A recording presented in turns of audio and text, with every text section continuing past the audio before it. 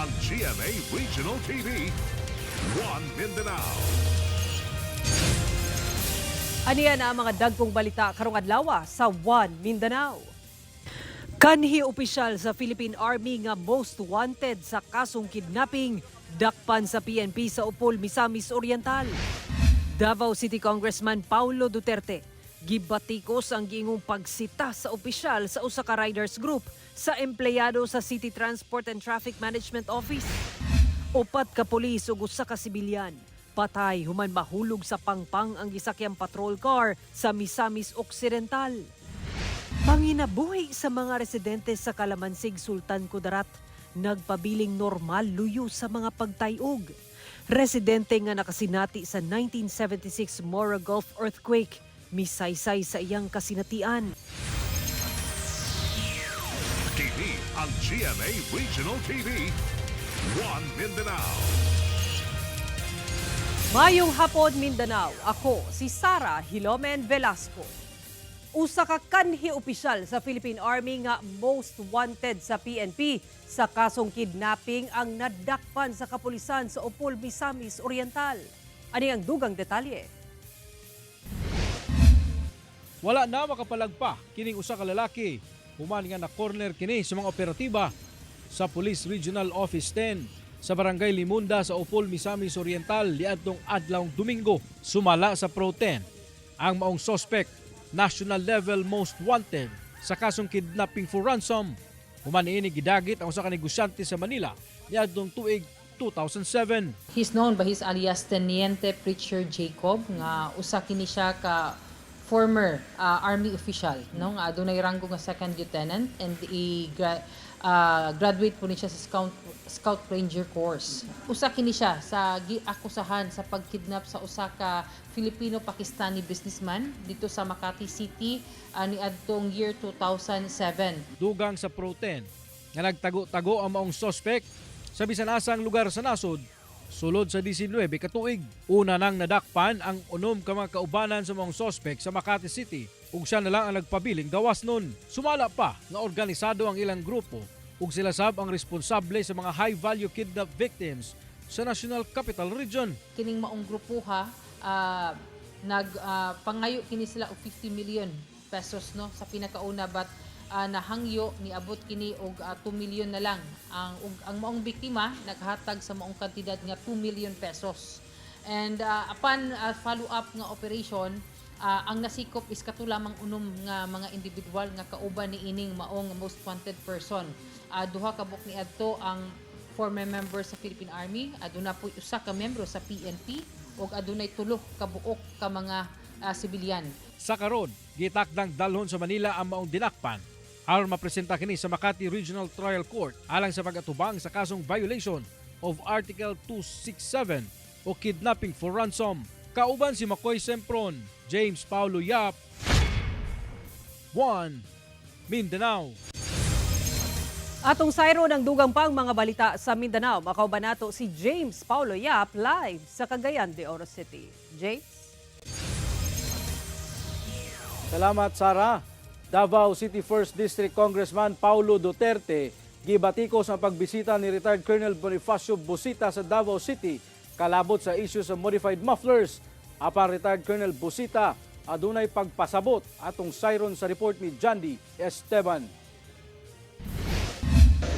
Nagpagula og pahayag si Congressman Pulong Duterte kalabot sa pagbisita ni retired Colonel Bonifacio Busita ang labaw sa Road Safety Advocates of the Philippines sa Davao City niadtong January 29. Sumala pa ang pagbisita ni Colonel Busita mao ang paminawo ng isyu sa matud pa pagpanakop sa City TMO sa mga rider kansang motor dunay modified muffler nga suma pa dili kuno nay subay sa guidelines sa Land Transportation Office. Sumala ni Congressman Pulong, nahibulong siya sa kadako matud pa sa Pilipinas kanong sa dakbayan napili nga moeksena ni Busita, labi na atubangan sa empleyado sa syudad nga matud pa igo ra nagpatuman og balaod.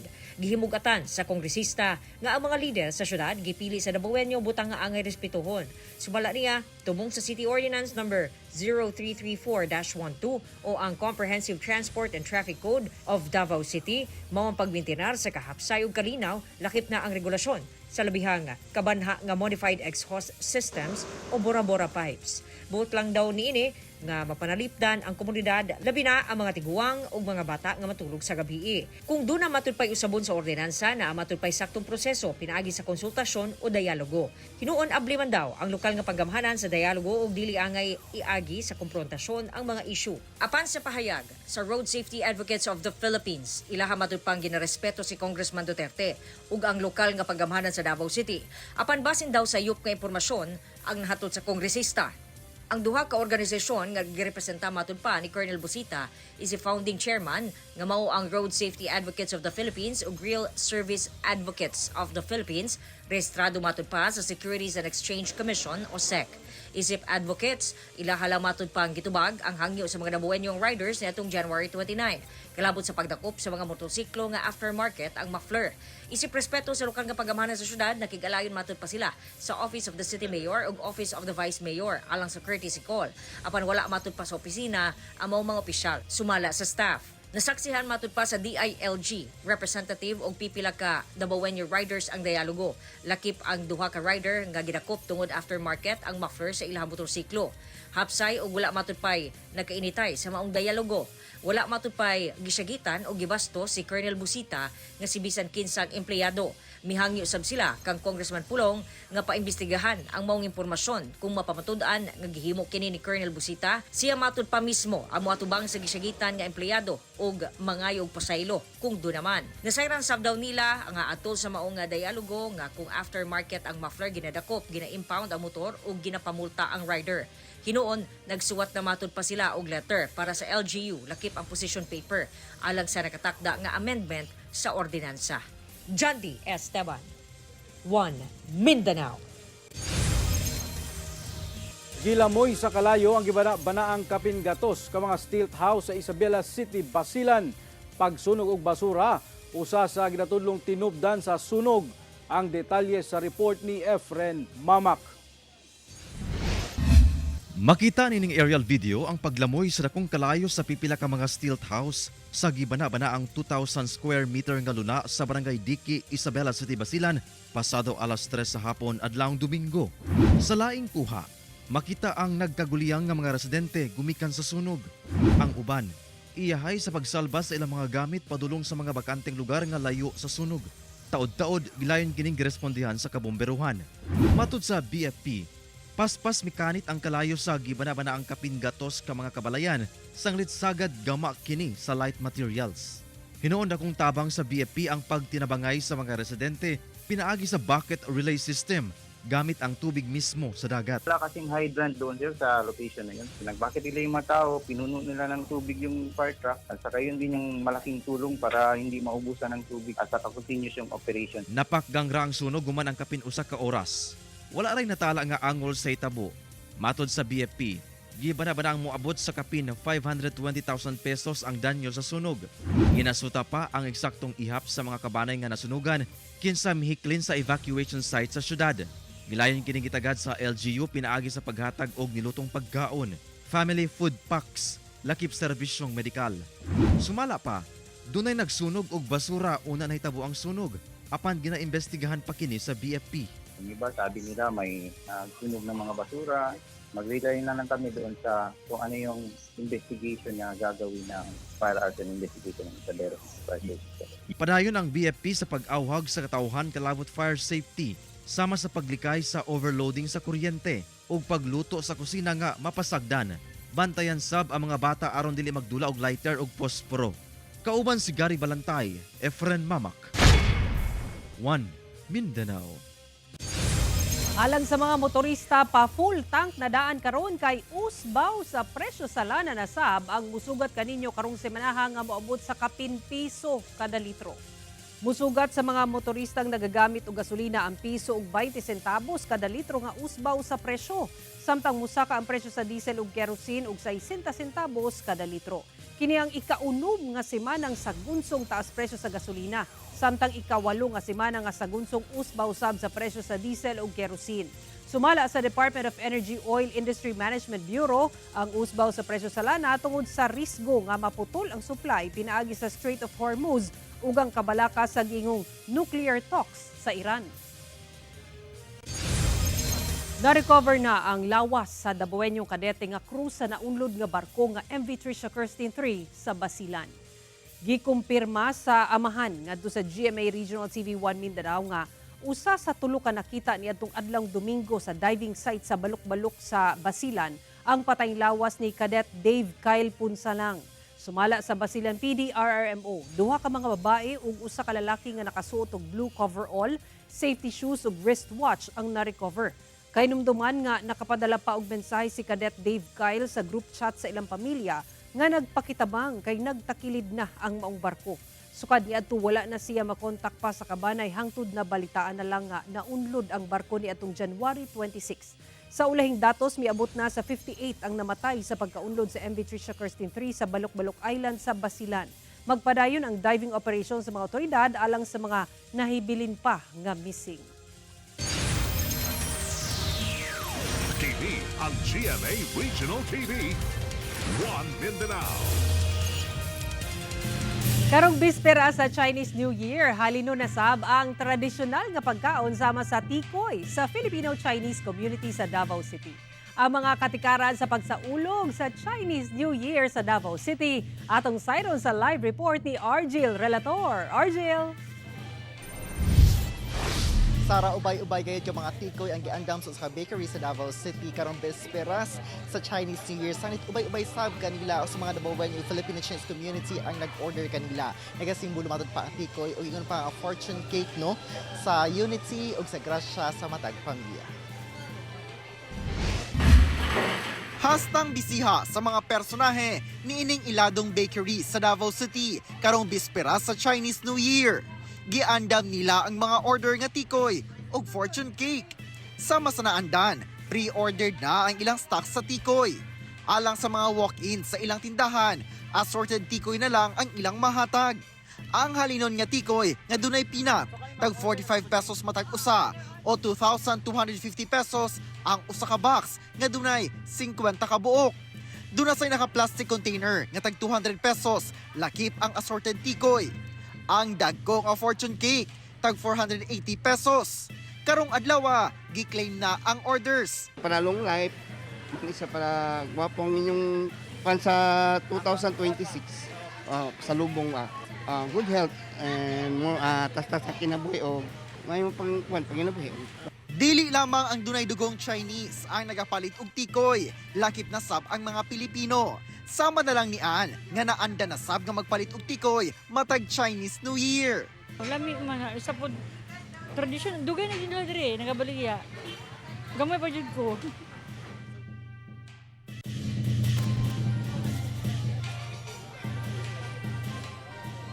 Sa raging pakiduyog sa Davao City, ipahigayon karong gabi ang Chinese New Year celebration. Isalbing unang higayon, ipahigayon din sa Bukana Bridge sa Davao City ang Chinese New Year celebration. Ang selebrasyon sa Davao City nakatutok sa panaghiusa, shared culture ug panagtagbo sa City Government of Davao, katawhang Dabawenyo o Chinese community aron sa ulugon ang tradisyon, friendship ug paglambo. Ang maong tulay kay simbolo sa koneksyon. Ginarepresenta ni ini kung paunsa nagkonekta ang Davao City sa kultura, komunidad ug oportunidad. Gawas sa layon og dragon dances ug cultural performances gikan sa Chinese schools, ilusad sab ang Davao Chinatown Coffee Table Book. Sara, taod-taod no atong atangano, isa sa mga highlight dinhi sa atong celebration sa Chinese New Year sa Bukana Bridge ang ceremonial lighting no agig pagpakita og pag-welcome sa prosperity ug good fortune karong Year of the Horse. Sara. Alright, gong si Fatsay sa itong mga kapusong Filipino-Chinese. Dagang salamat, Argil Relator. Mag-usa ka bulan na, sukad magnitude 5.2 nga linog sa Kalamansig, Sultan Kudarat. Apan, daway kahumanan ang mga pagtayog. Hinuon daw normal na kinigidawat sa mga residente, apan di mawala ang ilang kahadlok, ilabi na ang mga nakasinati sa magnitude 8.1 nga linog ni atong 1976 Mora Gulf earthquake. Atong sayro na istorya sa usa kanila sa unang hugna sa RTV Presents ni Efren Mamak.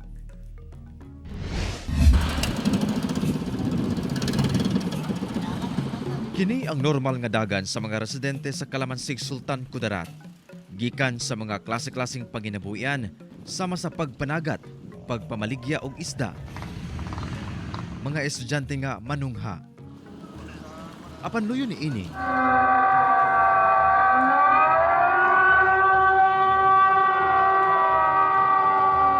Dunay kahadlok ug kakulba ilabi na sa mga namuyo sa daplin sa dagat. Enero 20 ning tuiga, naigo og magnitude 5.2 nga linog ang lungsod sa Kalamansig impunto alas 3 sa kadlawon. Nandimi tambis. Dito sa bulangan sa. Apan ang mga residente daplin sa dagat sa barangay Santa Clara, gilayong na makwit sa kahadlok nga basin magka-tsunami. Hinuon nagpabiling normal ang level sa tubig sa dagat. Dito po sa barangay Santa Clara lang, umabot po kami sa 1,350 plus na family affected.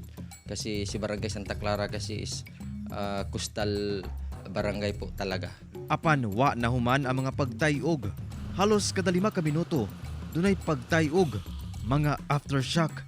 Gani sa tala sa Feebox, miabot na karon sa kapin 3,000 ka aftershocks nga gikan sa magnitude 1.1 to 5.9 ang nasinati sa lungsod. Kalamansig is situated near the Cotabato Trench. So yung mga earthquake swarms na nangyari just 35 kilometers from Kalamansig. So add to the danger is the possibility of tsunami. Nabatisab ang gikusgon sa linog sa kasigbit nga munisipyo sa Libak ug Palimbang sa Sultan Kudarat ug sa ubang kasigbit nga probinsya. Miabot na sa kapin 11,600 ka magbanay ang mihiklin human gipatuman ang preemptive evacuation sa tibok Sultan Kudarat.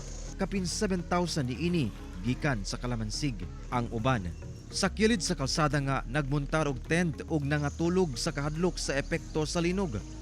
Ang uban ana-ana sa evacuation centers. Naghanang tao nga nagpanon pagti pa namong dugaya mo abot. Si Nornalyn Tabanaw nga taga barangay Santa Clara, tumang kahadlok matud pa ang iyang gibati diyang miigo ang linog niadtong Enero kay mibalik ang iyang kasinatian diyang nahitabo ang Moro Gulf earthquake nga miabot sa magnitude 8.1 ang gikusgon sa linog niadtong August 17, 1976 nga mikalas og libuan ka kinabuhi. Grade 4 pa daw siya diyang nasinati kini. Agoy Ginoo ko. Pagkuan, paglinog kusog kayo ang linog. Di mi gani kagawa sa among balay kay ang ang balay among sira na ungot na. Dito na lang mi nag-agi sa ila, diani sa log among gilungkab ang salog. Tapos diya mi nag-agi kay kung sa bintana among maagi na mabalian po ni among tiil na hinuon mi kadagan. Midagan matud pa sila sa bukid nga lugar. Una-una to gahaguros ang dagat paano diri. Puti na namong dagan dito padto sa bukid kay naa naman ang tubig. Wala na may kabantay kung nahunas ba siya.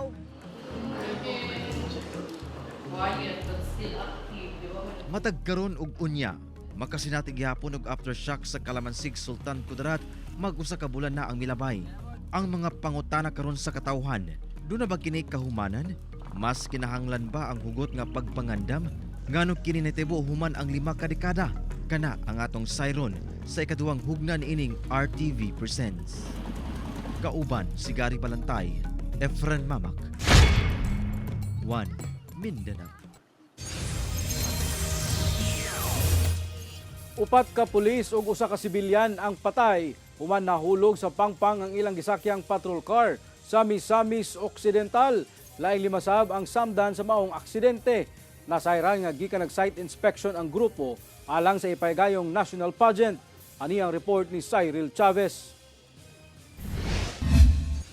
Naka-half staff ang Philippine flag sa Police Regional Office 10. Isip simbolo sa ilang pagsubo sa kalit nga pagpanaw sa upat nila ka mga personahe nga sakop sa 2nd Provincial Mobile Force Company sa Misamis Occidental. Among mga personahe, lakip sa 5 ka mga individual nga namatay human nga aksidenteng mahulog sa pangpang ang ilang gisakyang PNP patrol car sa barangay Napangan, Don Victoriano, Misamis Occidental pasado alas 12 adlong Biyernes. Base sa inisyal nga investigasyon, gikan nag-site inspection ang mong patrol car sa Piduan Falls para sa usa ka national pageant diyang nahitabo ang aksidente. Giila ang mga biktima nga usa ka police staff sergeant, 2 ka patrolman ug usa ka patrolwoman, usa ka babaeng empleyado sa Misamis Occidental Provincial Tourism Office ang namatay sab sa aksidente. Laing 5 sab ang samdan sa mga aksidente kung asa 3 kanila mga personahe sab sa PNP. Ana na sila karon sa ospital ug nagpatambal kung asa gibisita sab sila ni Proten Regional Director Police Brigadier General Christopher Abrahano.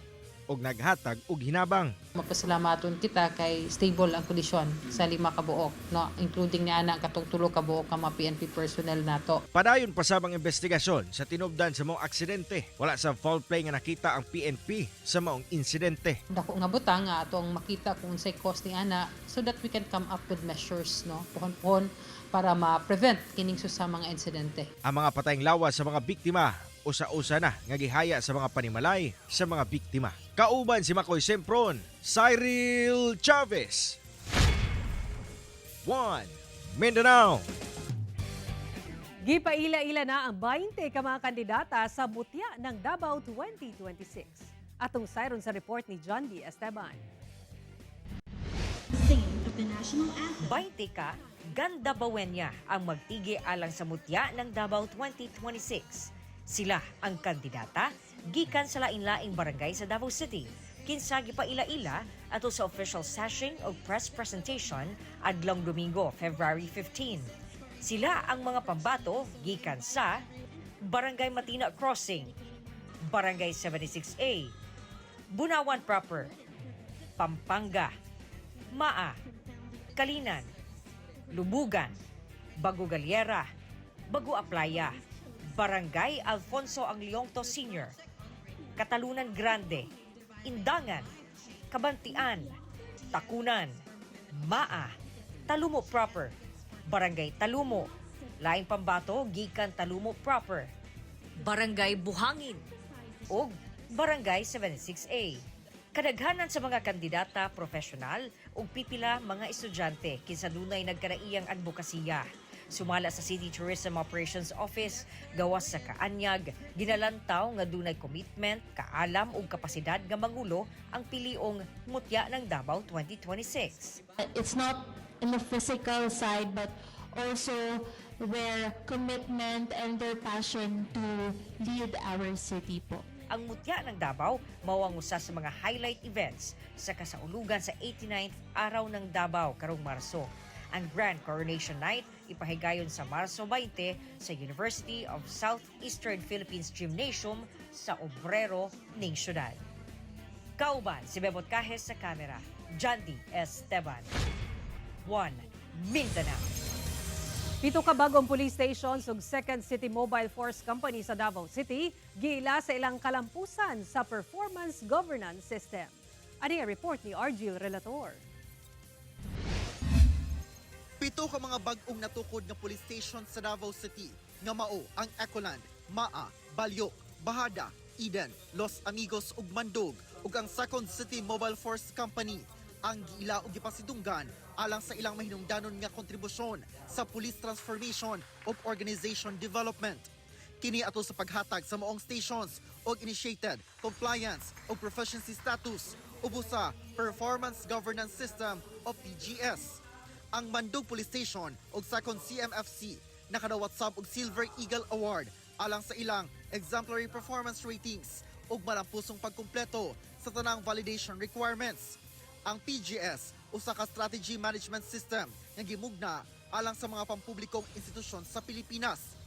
Gitugutan niini ang mga ahensya sa gobyerno sa pagdisenyo, deploy, monitor ug pagpadayon sa mga long-term nga mga reforma nga nagtinguha nga makabot ang measurable breakthroughs sa paghatod og serbisyo ug institutional performance. The conformance of that performance governance system, makikita natin na yung police meron talaga siyang focus. Tulad ng nabanggit ko, lagi siyang merong objectives. Yung objectives na yun, na may measure natin siya kung siya ba ay doable, kayang gawin, then meron siyang target.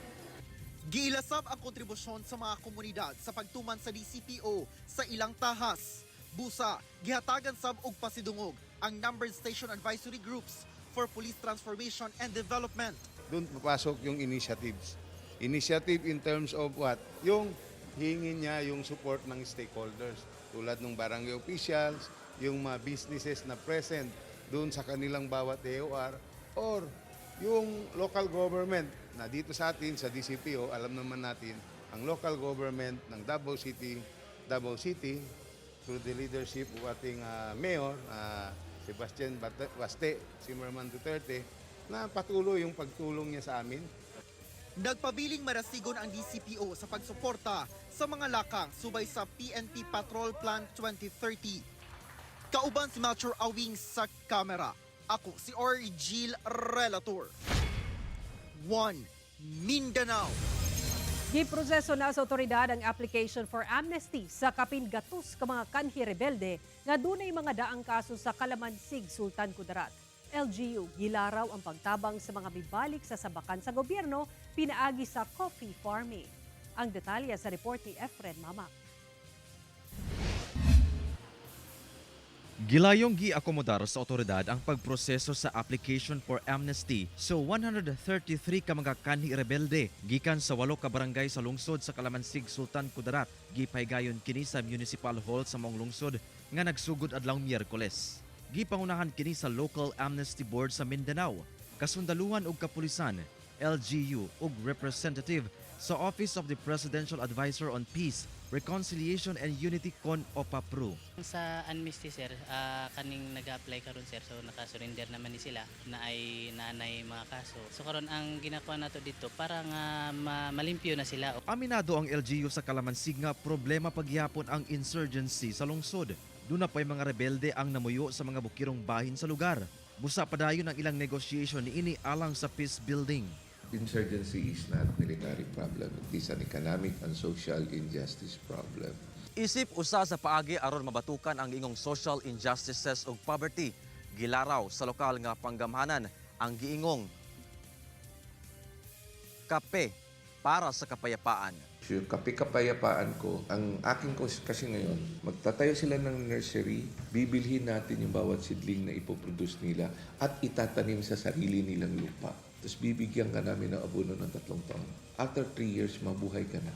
At above poverty level pa. Why? Kinumpute na namin yan.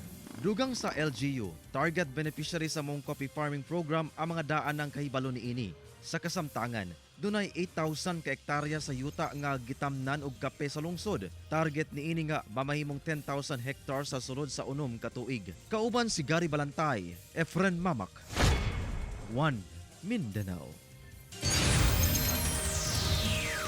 TV ang GMA Regional TV.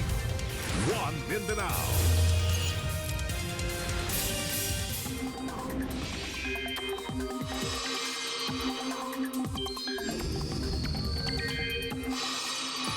Bisan sa init nga panahon, makasinati gihapon og pag-ulan sa pipila ka bahin sa nasod. Walay bagyo o low pressure area sa sulod sa Philippine Area of Responsibility apan magpaulan sa Luzon ang amihan, samtang apektado sa shear line ang ubang bahin sa Luzon o pipila ka bahin sa Visayas. Samtang easterlies ang magdala og mga pag-ulan sa Mindanao ug ubang bahin sa Visayas. Base sa datos sa Metro Weather, posible gihapon ang mga pag-ulan sa dakong bahin sa Mindanao, busa mahimong alerto sa pagbaha o landslide.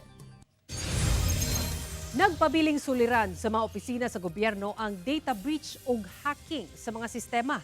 Sumala sa Committee on Information and Technology sa Davao City Council. Sumala ni Konsehal Bonds Militar ang chairperson sa komitiba sa nakuhang impormasyon sa GMA Superradyo Davao. Base sa datos sa City Information Technology Center, daghan ang misulay og hack sa data system sa opisina. Gani dunay nagmalampuson nga makasulod og nakakita og confidential files. Hinuon wala matud pay dautan nga intensyon ang hacker gawas lang sa pagpakita nga pwede pang masulod ang sistema sa gobyerno.